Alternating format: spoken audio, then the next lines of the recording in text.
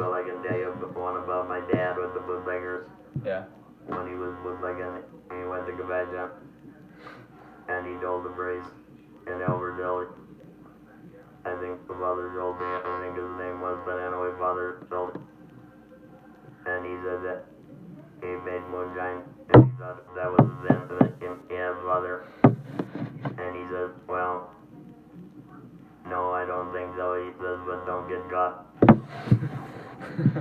That's pretty funny. And 3-4 days later, father shows you to come out and bought a bottle. Came over and bought a bottle? Dad gave him a bottle, yeah. The priest? Yep. That's hilarious. That's pretty funny. Well, he says the Lord made wine. The Lord made wine. Well, that is alcohol in it, so I mean. he made it for that wedding. Yeah. So how did you sell the alcohol, or did you just make it? No, dominate all down to Minneapolis, down on Broadway. So you'd bring it down to Minneapolis and then sell it? They would unload it to buyers down there, where they had people that wanted it, and a lot of them, some of them drove out or whatever, some drove out and picked it up, right where he was cooking them, or right at the farm. Yeah. Did you do it at night, or did you? There was a lot of night. Yeah. One time the cops come in, and I'm over in the yard, and the vets come in, and it was a great big tree on the old farm. Yeah. Okay. In the middle, and he stopped right there, and he wanted to know where my dad was and whoever seen him in there, and he come up running up to me, and he said, hey bro, he says, go sit by that tree. Whoever was a little older than I, 4 years older, you know. Yeah. Told you to go hide. And he told him that ain't all. But he talked to the vets. Yeah.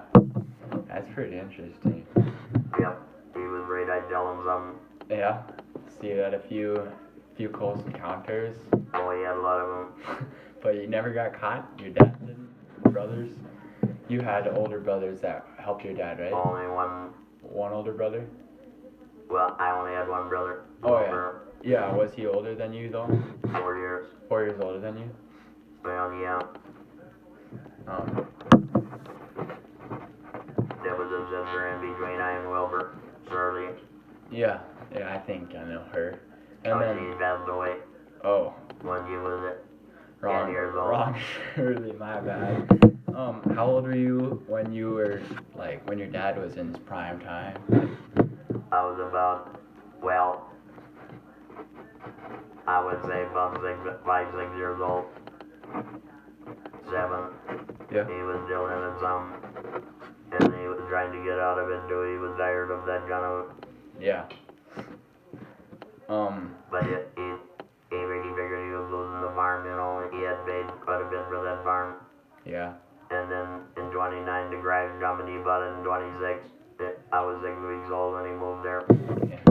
How much did he make? A lot of money? Did he have to work besides selling? He was farming. He was farming, and oh then yeah, also we had our van too. Yeah. Yep.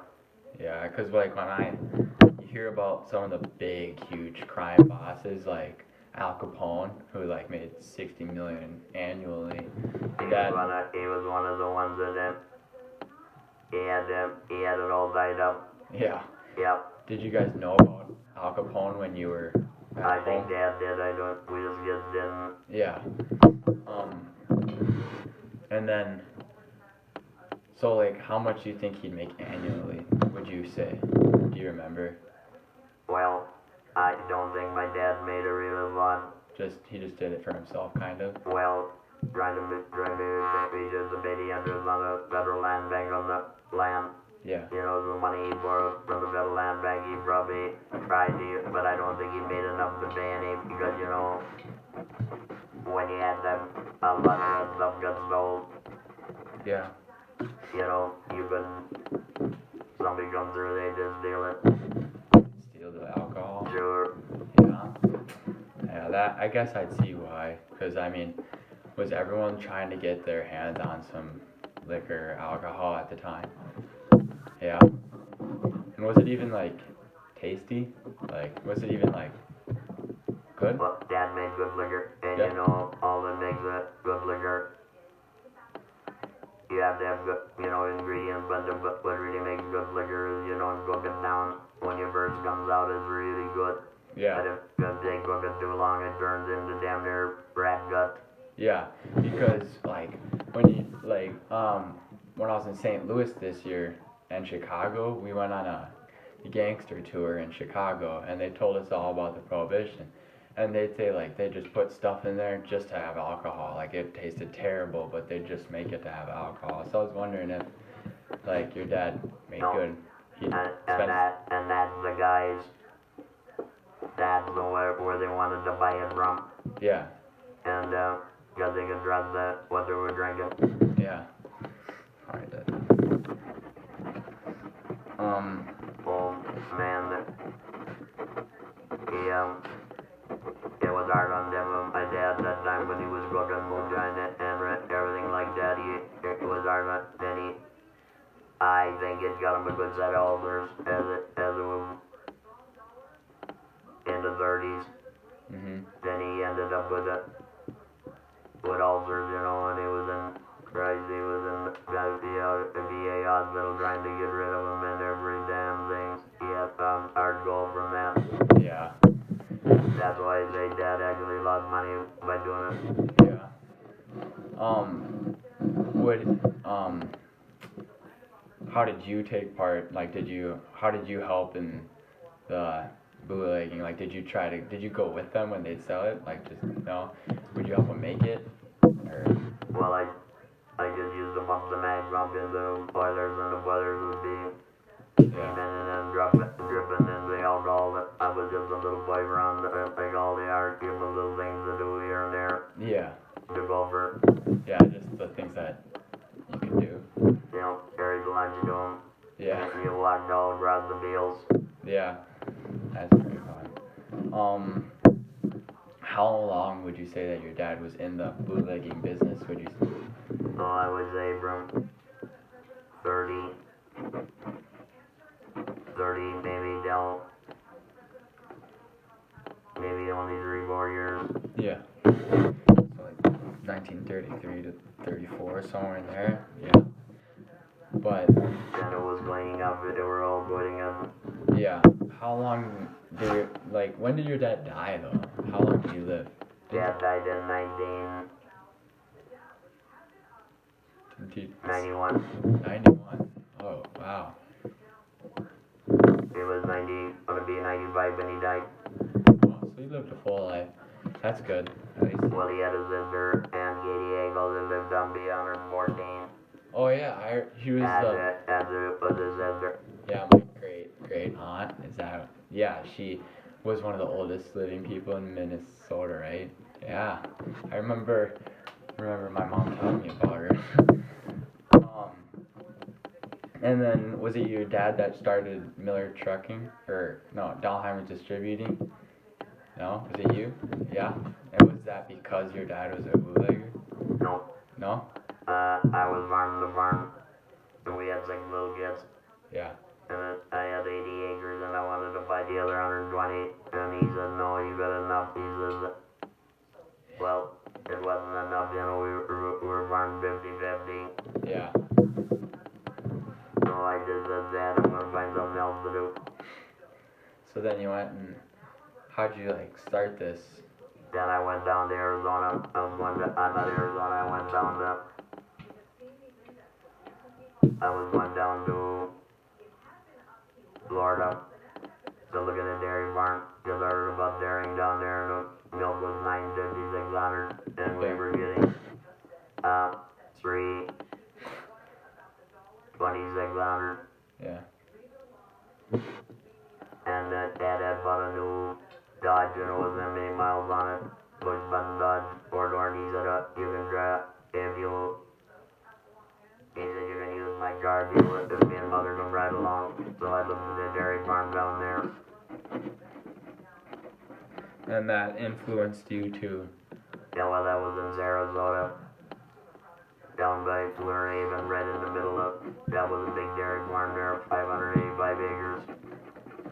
And we looked at it, and that doctor owned it, and he had it was a dairy too.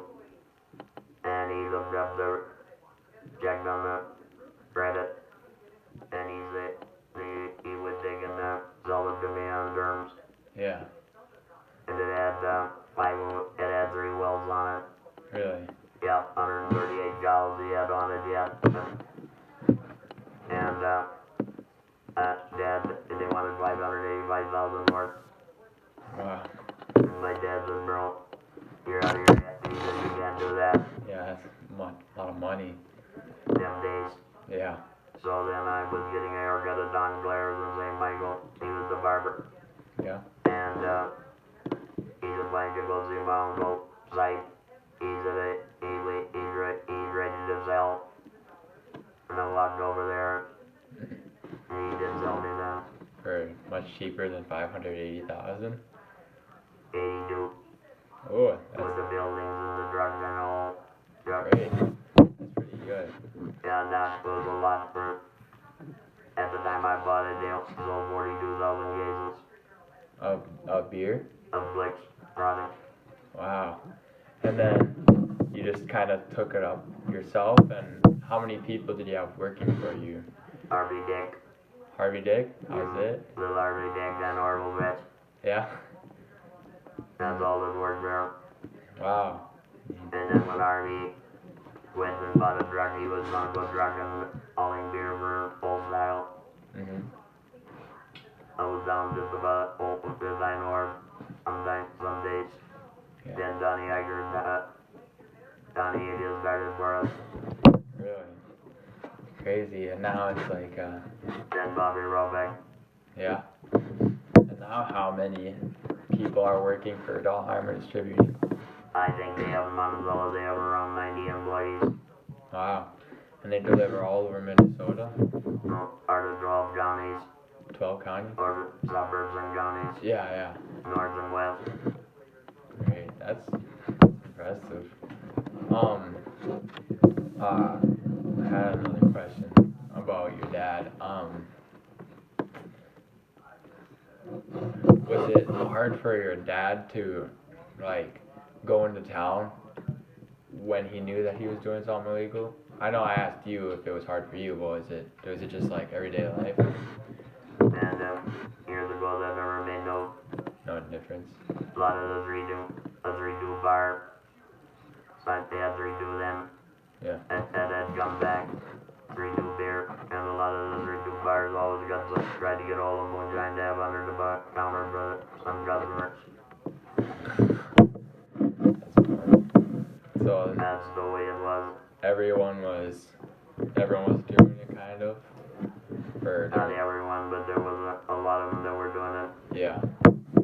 And St. Michael, like a little town. I mean, it's pretty interesting that it's everywhere when you think of it. Like, cause you only hear about prohibition like Chicago and like all the big cities. You don't think of like little towns like St. Michael at the time. Like, hey, there's bootlegging here too. I remember Dad had a still set up over in Jardy Steffens. That would have been Norman Steffens. Uh-huh. Dad Steffens' family's dad. And he used to have them put in some places. Yeah. It's pretty. Wow. It's crazy. It's kind of I remember once when Bill Schultz from he had his redo bar in Rockford and he was coming to pick up some liquor. Mhm. And he was going to turn in the driveway. And another car was coming the other way. And that was Lawrence Weidenbach, and he had his redo place in Albertville. Or he was getting mucking around. And he was coming to, and it was night. And both cars started slowing down, and then they thought that must be the beds. Each one of them thought. So In the meantime, Dad seen them 2 cars there. And he ran down the basement and started dumping the moonshine into potatoes. It was all aged and everything. And Why they do it? They met together. Them two cars there was two customers. And they're both customers, and Yeah. they're both coming to get liquor. Yeah. And your dad started pouring it out because he thought it was a copper. That's pretty funny. It was all with that, but they had a lot of. Yeah. Yeah. And Bill Jones was one, and the other one was Lawrence Weidenbach. Yeah. And they drove, a lot of the bootleggers drove they drove some pretty nice vehicles. Yeah. Spotlights on them. Spotlights. Yeah. They're all on the. But they had a lot of Model A's, and then when the V8 boards come out, that one there was still in the bootlegging bit, a little bit yet. Mhm. Around the area or somewhere, but you know that was a fast board. That was that V8 board come out with that flat head. It was fast. That's the thing there was. Yeah. Them V8 boards. Wow. 32, they come with the V8. That was the first one. Was there like a lot of trucks back then, or was there not too many companies like Ford? Was there Chevy yet? Oh yeah, they had that, pretty rugged trucks. Yeah.